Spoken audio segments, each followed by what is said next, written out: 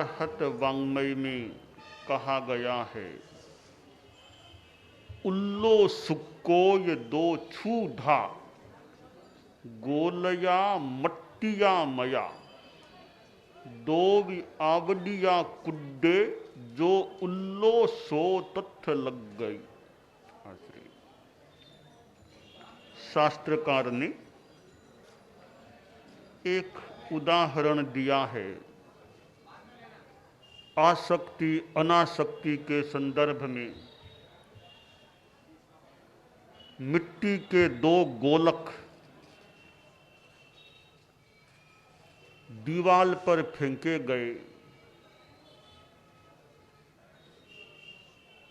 दोनों ने दीवाल का स्पर्श किया, दीवाल पर आ पड़े।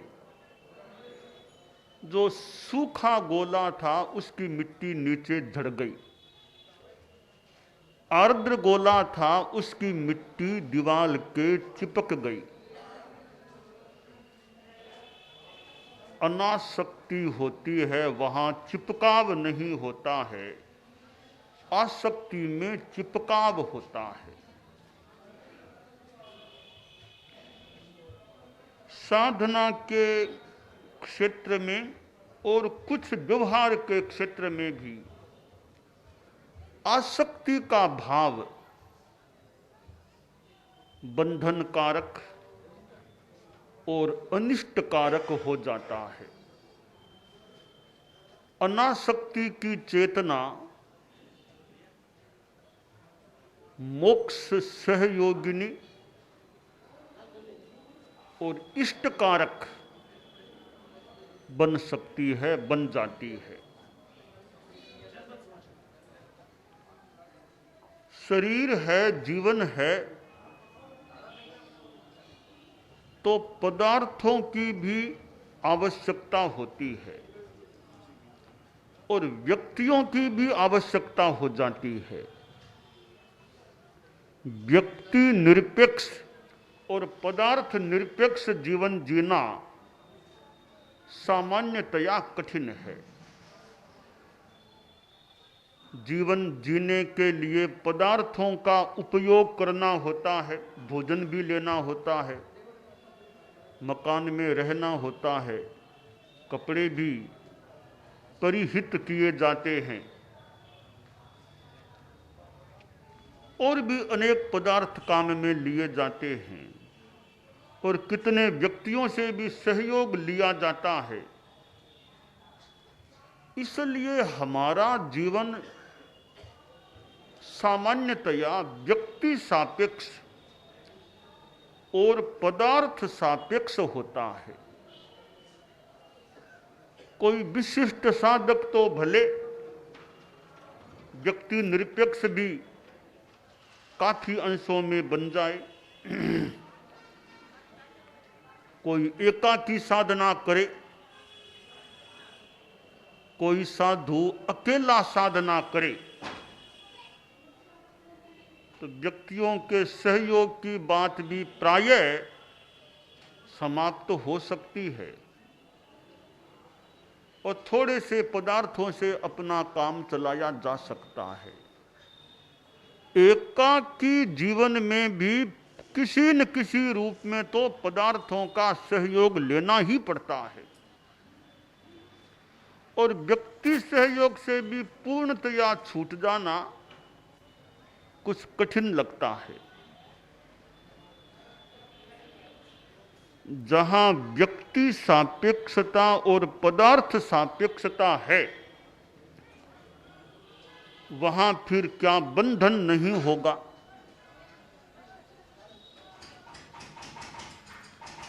व्यक्ति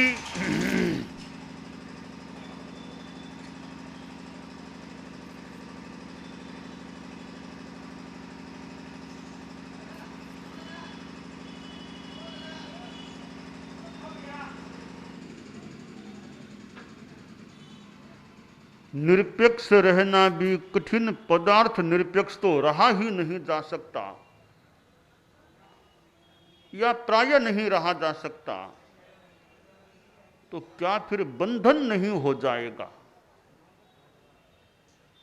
यहां एक मार्ग दिखाया गया है कि पदार्थ और व्यक्ति का उपयोग करने पर भी बंधन से मुक्त रहना, या लगभग बंधन न हो ऐसी स्थिति में रहना, पाप का बंधन न हो, वो खास पाप की बात है, वह मार्ग है अनासक्ति। व्यक्तियों से भी आसक्ति नहीं, पदार्थों से भी मोह या आसक्ति नहीं। कपड़ा पहनना है, ठीक है, ओढ़ लिया आप लोगों ने, कपड़े से मोह न करें तो बंधन मुक्त रह सकेंगे। भोजन लेना है शरीर के लिए, भोजन ले लिया, पर भोजन के प्रति भी आसक्ति नहीं, जो सहज में मिला, जो स्वास्थ्य आदि के लिए अनुकूल है वह ले लिया, खा लिया, कहीं कोई आसक्ति नहीं, मोह नहीं। भोजन को आदमी खूब सराए, बहुत कितना बढ़िया, कितना सरा सरा करके खाना, वो बंधन हो जाता है। इसलिए खाते समय भोजन की ज्यादा प्रशंसा नहीं करनी चाहिए, शांति रखनी चाहिए। साधु प्रशंसा कर दे भोजन की तो साधु दोष का भागी है। लगे दोष इंगाल करे प्रशंसा भोज्य की, निंदा निरस निभाल धूम दूसरा मंडलिक। साधु कोई भिक्षा में भोजन मिला, भोजन के समय कोई प्रशंसा कर दे भोजन की, कितना बढ़िया भोजन, कितना स्वादिष्ट है, यूं प्रशंसा करता है राग भाव से, वह साधु दोष का भागी है, दोष लगा रहा है, अंगार दोष, इंगाल दोष। जो भी कोई साधु भोजन की निंदा कर दे कि क्या भोजन मिला है, ऐसा गांव ऐसा भोजन मिला है, भोजन की निंदा कर दे तो भी साधु दोष का भागी। धूम दोष, भोजन की निंदा करना धूम नामक दोष हो जाता है। तो साधु का धर्म है लाभा लाभे सुहे दुखे जीविए मरणे तहा समो, निंदा प्रशंसा सु तहा मानव मानव। साधु सम रहे, जो भोजन मिला बस अनुकूल हो तो ले लो, वरना मत लो, निंदा प्रशंसा कुछ मत करो। ये प्रशंसा न करना भोजन की, मोह न करना, खुशी न मनाना, यह अनासक्ति की साधना है। स्थान जो मिला साधु को उसमें समता रखो। किमेग्रायम कृष्य, स्थान अनुकूल न भी मिला तो निंदा मत करो कि क्या स्थान मिला है, बस एक रात में क्या होगा, रोज के बिहार हैं तो एक रात में क्या खास बात है, समता रख के उपयोग कर लो, बैठो सो जाओ, सोना हो तो यह समता अनासक्ति से संबद्ध होती है। व्यक्तियों से भी मोह नहीं, अति मोह कह दें या अवांछनीय राग भाव कह दें, वह व्यक्तियों से भी नहीं होना चाहिए।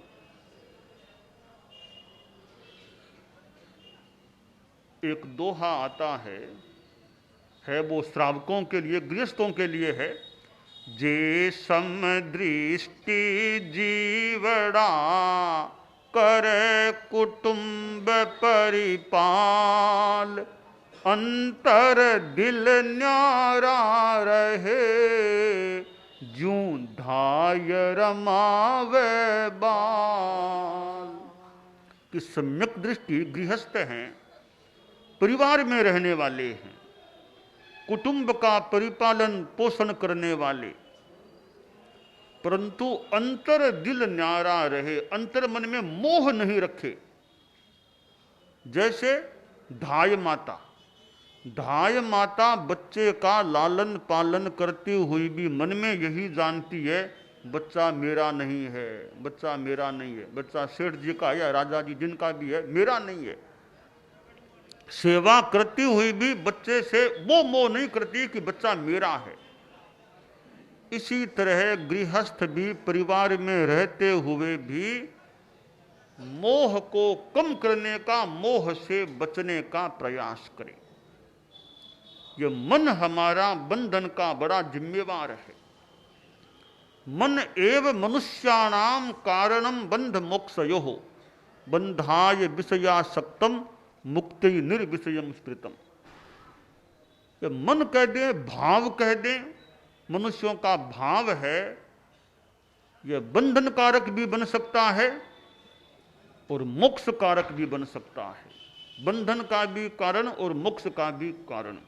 विषयासक्त मन बंधन का कारण, विषय विमुक्त मन, अनासक्त मन, साधना लीन मन मोक्ष का कारण बन जाता है। तो मोह कर्म एक ऐसा है 8 कर्मों में जो पाप का जिम्मेवार है। पाप का जिम्मेवार एकमात्र मोहनीय कर्म होता है। बाकी 7 कर्म हैं कि पाप लगाने का काम नहीं करते। पाप लगाने वाला एकमात्र मोहनीय कर्म होता है, उसी से हमारे पाप कर्म का बंध होता है। तो मोहनीय कर्म को हम हल्का रखने का, मोह को हल्का रखने का, आसक्ति को कम करने का, छोड़ने का प्रयास करें। अध्यात्म की साधना की दृष्टि से यह अत्यंत महत्वपूर्ण बात हो जाती है। साधु को तो निर्मोह की साधना करनी ही चाहिए। मन में मोह है तो ऊपर से त्यागी बनने पर भी बंधन हो सकता है। एक सन्यासी था, छोटी अवस्था में घर बार का त्याग कर दिया था और एक आश्रम में रहने लगा। छोटा सा आश्रम था। जिन गुरुजी के पास संन्यास ग्रहण किया, गुरुजी का तो स्वर्गवास हो गया था, फिर वह अकेला रह गया था। बचपन में सन्यासी बना था 10 वर्ष की करीब उम्र में, अब वह 24 वर्ष का हो गया था। अकेला अधिपति बन गया आश्रम का। सन्यासी तो बन गया था पर साधना का विकास ज्यादा उसका नहीं हुआ था। और फिर यह युवा अवस्था भी होती है और साधना में रुझान हो नहीं तो युवा अवस्था में तो फिसलन विचलन गलतियां हो सकती हैं, मोहात्मक गलतियां।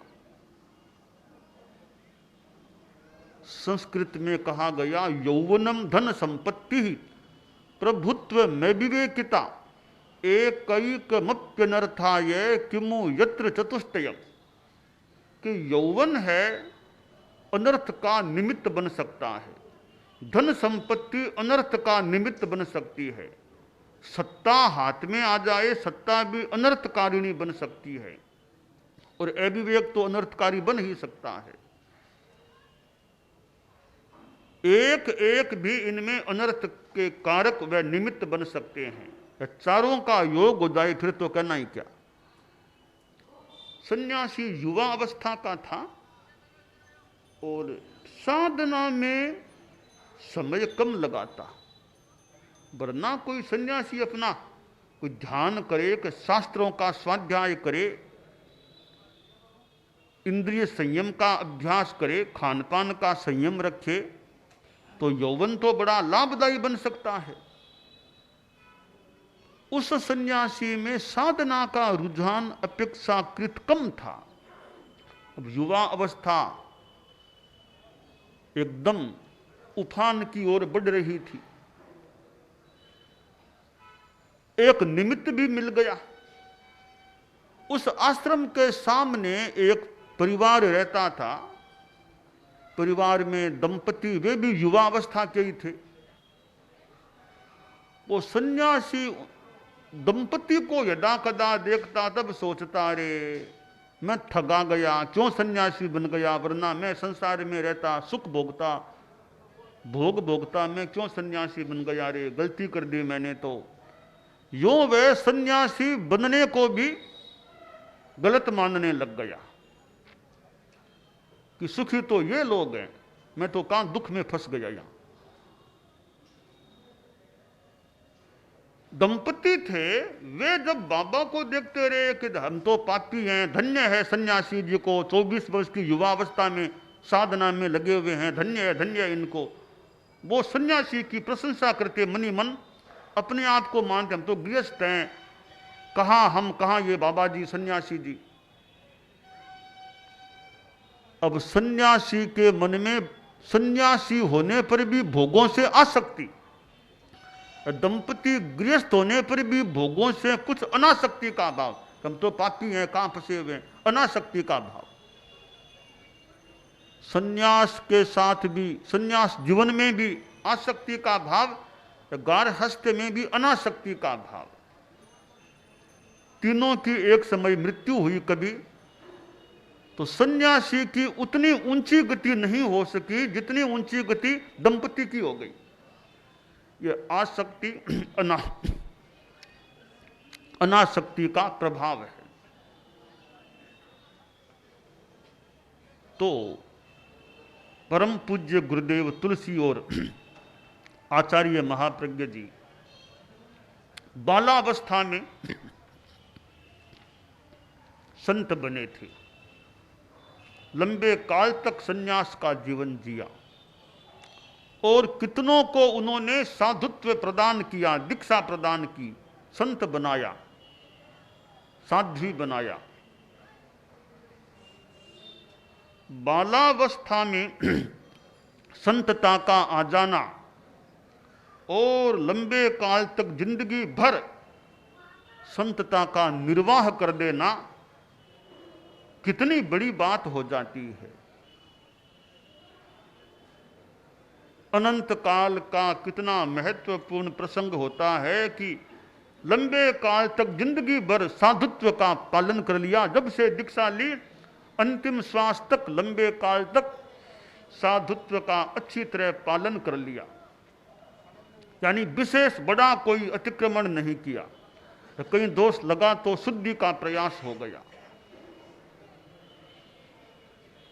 तो साधु को तो चाहिए ही, गृहस्थ भी प्रयास रखे कि जीवन यानी आत्मा निर्मल रहे, गारहस्थ्य के अनुरूप ज्यादा कोई पाप न लगे, गारहस्थ्य भी निर्मलता से बीते, यानी गारहस्थ्य की भूमिका में भी गारहस्थ्य से कोई निंदनीय काम, ऐसा काम न हो जाए। यह आत्मा की चद्दर निर्मल रहे, अमल धवल चद्दर बनी रहे, विशेष कोई दोष न लगे।